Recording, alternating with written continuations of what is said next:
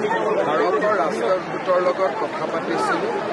তেওঁলোকে যোগাযোগ কৰি আছে অটোস্পাই বা পোষ্টমৰ্টেম লাগিব নেকি।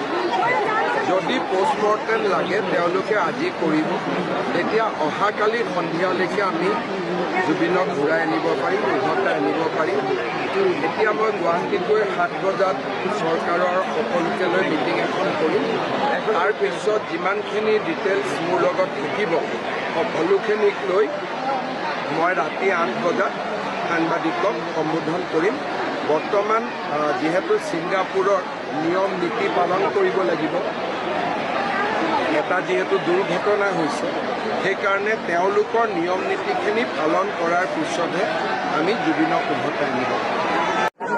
ভাৰতৰ ৰাষ্ট্ৰদূতৰ লগত কথা পাতিছিলোঁ। তেওঁলোকে যোগাযোগ কৰি আছে অটোস্পাই বা পোষ্টমৰ্টেম লাগিব নেকি।